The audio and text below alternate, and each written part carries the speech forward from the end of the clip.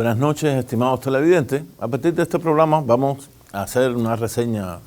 pequeña reseña histórica de los personajes que más han influenciado en la historia de las relaciones internacionales, especialmente las relaciones internacionales contemporáneas, la geopolítica contemporánea hasta nuestros días, y comenzaremos en este programa con la figura de Joseph Stalin. Joseph Stalin, realmente su nombre Joseph Dugashvili, de origen georgiano, nacido en 1878 y muerto en 1953, como parte de la historia de Rusia y la historia de la entonces Unión Soviética. La figura de Stalin, una figura extremadamente controvertida en la historia mundial, la historia de las relaciones internacionales, digamos que hace su primera aparición, o los historiadores reconocen que siendo estudiante de lo que hoy podríamos llamar el bachiller, se destacó por ser una de las figuras extremadamente brillantes, un hombre brillante como intelectual, y en esos años, antes de 1905, ante la Revolución Rusa de 1905, sufre prisión por primera vez por formar parte del entonces Partido Socialista Georgiano. O sea, está en un campo de concentración, de ese campo de concentración huye, regresa a las ciudades, participa en la Revolución Rusa de 1905, 1906 otra vez detenido, vuelve a escapar de esa prisión y es uno de los participantes en la Revolución Rusa de 1917, más conocida como la Revolución Comunista de 1917, la Revolución Bolchevique, ya formando parte del entonces Partido Obrero Socialdemócrata ruso, que en ese momento dividido en dos grandes bandos, el Partido Menchevique, el Partido de la Minoría, y el Partido Bolchevique, el Partido de la Mayoría. Stalin se unió al Partido de la Mayoría, partido que era dirigido por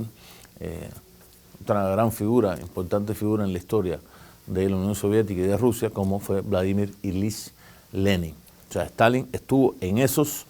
participantes de la primera, incluso la primera parte de la Revolución Rusa de 1917, en febrero, que fracasa. O sea, los bolcheviques no toman el poder, pero se mantienen así hasta noviembre. Sabemos que la revolución fue, según el calendario ruso, fue en octubre, pero según el calendario que tenemos actualmente, o sea, que finalmente primó en la historia, digamos, del occidente, fue en noviembre. Stalin es uno de los participantes, triunfa la revolución rusa y emerge como uno de los miembros del entonces buró político del Partido Bolchevique, o sea, digamos, el principal grupo de poder que asumió el liderato de esa revolución y su desarrollo ulterior, incluso en la guerra civil que prácticamente después de la revolución de 1917 se va a traducir en todos los territorios de Rusia entre los llamados los rojos, o sea, los que apoyaban la revolución, los comunistas, y los blancos, dirigidos por diferentes generales y apoyados por todo el occidente, que terminaba incluso la Primera Guerra Mundial, apoyaron a estos generales para aplastar la revolución rusa. En ese periodo, Stalin asumió el comisariado de las nacionalidades rusas, incluso escribe sobre el tema de las nacionalidades en Rusia. Hay críticos, tanto de Occidente como de la propia Rusia hoy, antes de la Unión Soviética, que unos dicen que sí él escribió eso, otros que no lo escribió. Lo cierto es que llega hasta nuestros días como que él es uno de los teóricos del tema de las nacionalidades en ese amplísimo territorio que había sido el Imperio Ruso, que después se convierte en la Unión de Repúblicas Socialistas Soviéticas, o sea, en la Unión Soviética, y que dentro de esa gran república no solo había 13 grandes repúblicas, sino que había una cantidad de nacionalidades, más de 90, estados federados dentro de la Federación Rusa, o o sea, que tenían una autonomía interna, no una autonomía en sus relaciones exteriores. Ese comisariado lo asumió Stalin 1918 hasta 1922, según la historiografía moderna. Empiezan los conflictos a partir de la enfermedad de Vladimir Ilich Lenin, luego de sufrir un atentado donde recibe herida de 2 balas, las 2 balas estaban envenenadas, y empieza la lucha interna dentro del Partido Comunista de la Unión Soviética, dentro del Partido Bolchevique, entre los que apoyaban a Stalin por un lado, sobre todo otro personaje famoso en la historia de la Unión Soviética, Bukharin, y los que apoyaban a Trotsky, Kanamev. Otros estaban, digamos, más o menos en el medio, no estaban ni de un bando ni de otro. Lenin incluso todavía estaba vivo. Lo cierto es que Lenin, antes de su muerte, escribe un famoso testamento donde critica a Stalin y a la vez critica a Trotsky. En el caso de Stalin, las críticas fueron las críticas, digamos, más agudas. Le critica a Stalin su manera personal de tratar a los compañeros dentro del partido, un trato que muchas veces era ofensivo,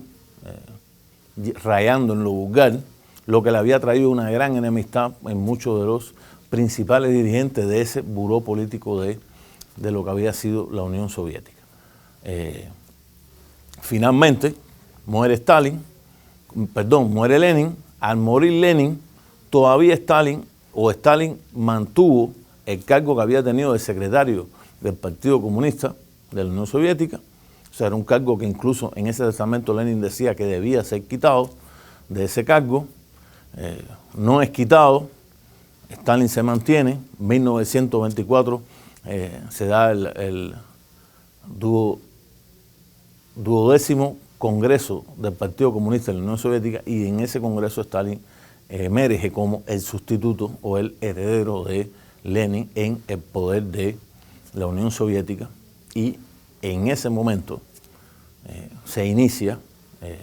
proceso acelerado de consolidación de su poder político, consolidación que se da finales de los años 20 hasta los años 30, cuando prácticamente toda la oposición, o eso que se ha llamado en la historia como la oposición dentro del Partido Comunista de la Unión Soviética, tanto la oposición de derecha como la oposición de izquierda, o sea, los opositores que lideraba Trotsky, como los opositores de derecha, Kanamev y Zinoviev, fueron prácticamente destituidos,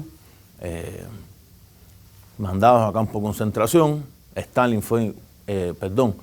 Trotsky fue finalmente expulsado por Stalin de la Unión Soviética, viajó a Turquía, de Turquía viajó a México, y en 1934, o sea, prácticamente 10 años después, se da lo que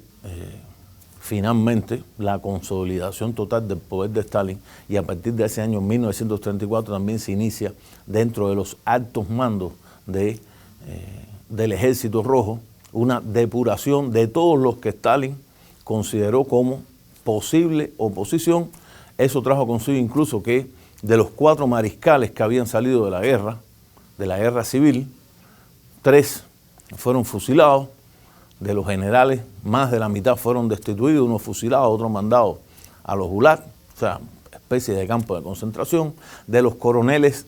igual la mitad fueron o fusilados o mandados a los campos de concentración. Lo cierto es que el alto mando de ese Ejército Rojo, que había emergido victorioso de la guerra civil, prácticamente fue desarticulado, en lo que tuvo también un papel relevante la figura tenebrosa, siempre a la espalda de Stalin, que fue Lavrentiy Beria,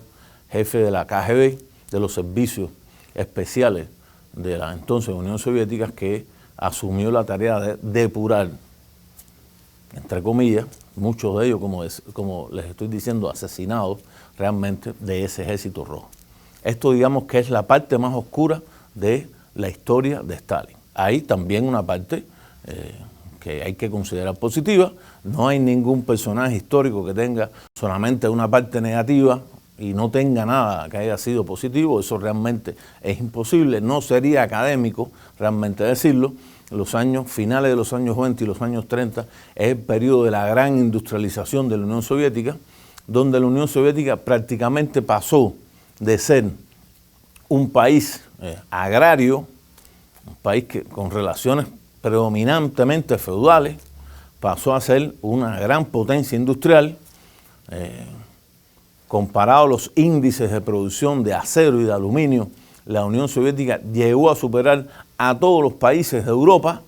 y solamente su producción de acero era comparada con la producción de los Estados Unidos.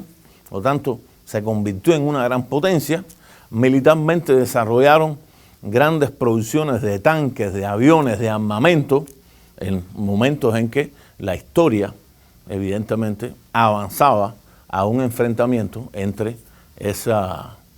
Unión Soviética con lo que venía siendo en Alemania el fascismo o el nazifascismo hitleriano. Hasta aquí la primera parte, continuamos en la segunda parte del programa.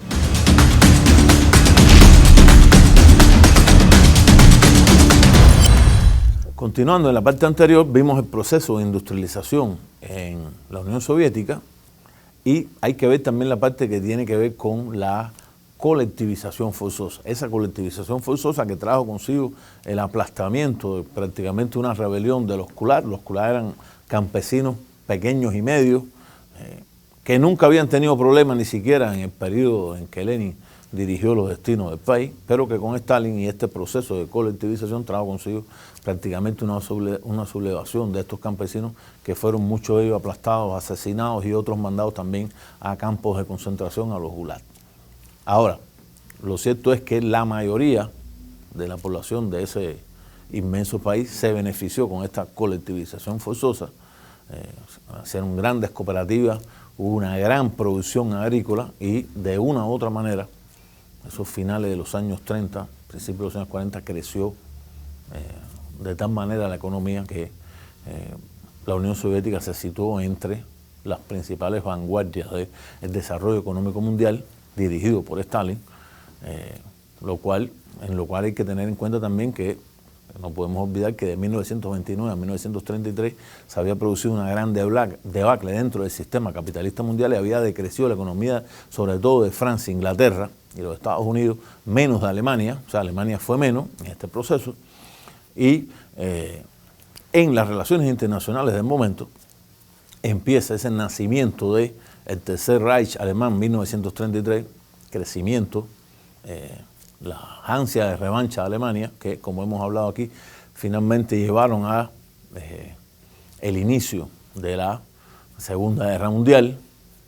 aplastan a Polonia, y en ese aplastamiento de Polonia, cuando prácticamente Occidente esperaba que hubiese un enfrentamiento directo entre Alemania y la Unión Soviética, lo cierto es que desde el tratado de Molotov-Ribbentrop, tratado que es criticado realmente por gran parte de los políticos, incluso marxistas, políticos también leninistas, de todas las partes del mundo, que consideraron que Stalin nunca debió haber firmado con Hitler un pacto de no agresión, incluso no haber firmado las cláusulas secretas que estaban dentro de ese tratado, por las cláusulas por las cuales se dividieron a Polonia y aparte de eso le daban a la Unión Soviética prácticamente carta blanca para la ocupación de las repúblicas pribálticas e incluso Finlandia. Pacto, cuando se hace un pacto con el fascismo alemán, en ese momento la Unión Soviética, con Stalin, que fue el que manda a su secretario de Relaciones Exteriores o comisario de Relaciones Exteriores a Molotov a firmar con Ribbentrop, que era a la vez el ministro de Relaciones Exteriores de la Alemania nazi, ese pacto realmente que queda como una gran mancha en las relaciones internacionales de la entonces Unión Soviética. Se dividieron el país, Alemania, se dividieron Polonia. Finalmente Alemania, después de haber derrotado a Francia y prácticamente creer que Inglaterra también estaba derrotada, decide entonces romper ese tratado y en 1941, 23 de junio de 1941, ataca a la Unión Soviética. Sí, tenemos como antecedente lo que habíamos hablado en la primera parte, que prácticamente la oficialidad del ejército soviético había sido o habían sido fusilados o estaban prisioneros. Lo cierto es que por todas las llanuras del occidente de la entonces Unión Soviética, los tanques alemanes derrotaron a las tropas del Ejército Rojo y avanzaron en la profundidad del territorio de una manera realmente imprevista. Se considera en la historia que en ese momento, o sea, los biógrafos de Stalin hablan de que prácticamente eso fue una sorpresa para Stalin. Stalin nunca creyó, por lo menos en ese momento, que iba a ser atacado por la Alemania nazi, y prácticamente en 10 días la Unión Soviética estuvo al borde de la destrucción. Stalin ni siquiera salía de sus aposentos, no se sabía lo que iba a pasar. Pasados esos 10 días, Stalin sale, asume el liderazgo de comandante supremo del Ejército Rojo, desplazando a todos sus mariscales y generales, y llama a, digamos, sus generales victoriosos de la guerra con el Japón en Jalingó en 1948, llama a Chukov, llama a Batutin, o sea, los grandes generales que habían, que con gran experiencia militar, los lleva hacia el frente con la Alemania nazi, que produce en 1941 la primera contraofensiva del Ejército Rojo y la primera derrota del ejército alemán en toda la historia de los conflictos de Alemania Occidental desde que Hitler había asumido el poder. O sea, en la batalla de Moscú, los alemanes son por primera vez rechazados. Esto evidentemente empieza de una u otra manera a cambiar digamos, la correlación de fuerza. Todavía Alemania tenía un gran poderío. 1942 inicia la gran ofensiva hacia la ciudad que se había llamado Tazarín, después le habían puesto el nombre de Stalingrado, hoy el nombre es Volgogrado, pero Stalingrado, la ciudad de Stalin. Avanzaron las tropas alemanas igual, cercaron Stalingrado y finalmente, cuando parecía que ya las pocas defensas rusas que quedaban en la orilla del Volga iban también a ser desbordadas, vuelve una ofensiva del Ejército Rojo también dirigida por el mariscal Chukov, que primero cerca y finalmente aplasta a las tropas del mariscal von Pauls, jefe del 6º y el 9º ejército alemán, y tropas también. Ahí habían tropas italianas, españolas, rumanas, búlgaras, todos finalmente se rindieron ante el empuje del Ejército Rojo. Ese es prácticamente el rompimiento final, donde ya la suerte estaba echada. Alemania tenía todavía muchos territorios de la entonces Unión Soviética ocupada, pero ya el avance iba a ser incontenible, en lo que evidentemente ese papel de los grandes generales rusos, pero también de Stalin como jefe supremo del Ejército Rojo, tiene un papel que hay que de una u otra manera reconocerlo en la historia. Desde 1942, batalla después del Arco de Kursk, 1943, y el avance incontenible del Ejército Rojo, que culmina en 1945, cuando finalmente las últimas tropas alemanas son cercadas en Berlín, se rinden el 9 de mayo y se da la configuración de la gran victoria de la Unión Soviética, y con ello del nacimiento de una serie de llamados estados satélites de la Unión Soviética en todos los territorios de la Europa Oriental. O sea, una imposición de Stalin en esos territorios del gobierno de partidos comunistas que en Europa Oriental realmente eran partidos minoritarios. Los partidos socialdemócratas eran la mayoría, pero se impuso ese sistema de satélites. Nace el Tratado de Varsovia, todavía estando Stalin vivos ahí, primero el aplastamiento de Hungría, la sublevación de Hungría, ya en los últimos momentos de Stalin, pero igualmente es otro momento de esos que habría que llamar los grandes errores de Stalin al imponer un sistema que no era realmente bien visto en los territorios de la Europa Oriental, a no ser en Bulgaria, donde sí hubo el único país donde hubo una votación democrática y donde una alianza del Partido Comunista con el Partido Socialdemócrata trajo consigo una victoria en las urnas. En las demás realmente hubo una imposición. Stalin muere en 1953, asume el poder en el momento de su muerte Lavrentiy en Beria. Lavrentiy en Beria es detenido días después, es fusilado, acusado de altos cargos de traición y de asesinato de dirigentes comunistas dentro del Partido Comunista de la Unión Soviética, y empieza el proceso de desestalinización. O sea, quitar lo que, la parte, digamos, de que el pensamiento de Stalin había influenciado en esa Unión Soviética. ¿Cuáles son esas partes que debemos en este momento dejar, yo creería, bien claro? En primer lugar, estalinismo como forma de gobierno para unos es una forma de marxismo, para otros es una forma antimarxista, incluso contrarrevolucionaria, y consideran incluso en 1934 el periodo en que cuando Stalin ya toma el poder definitivo en la Unión Soviética, nace un proceso de contrarrevolución, porque los principios que se empiezan a aplicar son principios que no tienen nada que ver realmente ni con la democracia socialista ni con el poder de lo que habían sido antes los soviets, y lo que se instauró fue un poder verticalista con Stalin arriba, los órganos de seguridad abajo y una amplísima burocracia partidista que en realidad era el principal resorte que controlaba a lo que estaba pasando en la Unión Soviética. Una burocracia partidista. Esa burocracia partidista realmente no tiene nada que ver con el marxismo. El marxismo, cualquier planteamiento que se vaya a hacer, está opuesto a la consolidación del poder del Estado. Todo lo contrario, habla de que el Estado de una u otra manera como ente represivo tiene que desaparecer, y realmente el estalinismo lo que hizo siempre fue lo contrario a eso. Por lo tanto, hoy yo creería que hay que dejar la pregunta abierta: ¿qué cosa es el estalinismo? ¿Tiene algo que ver el estalinismo con el marxismo? ¿Tiene algo que ver el estalinismo con el leninismo, que de una u otra manera es digamos, el marxismo aplicado en la Unión Soviética antes de que Stalin asumiera el poder definitivo en esa década de 1924 a 1934, lo cual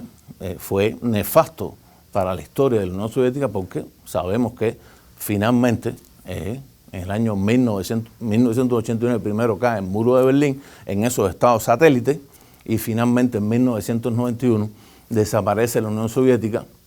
desaparece el estalinismo, porque seguía primando ese como sistema ideológico en todo lo que había sido ese inmenso país, y nace entonces como heredera de esa Unión Soviética la Rusia que conocemos hasta hoy. Hasta aquí este programa, nos vemos en un próximo programa. Muchas gracias.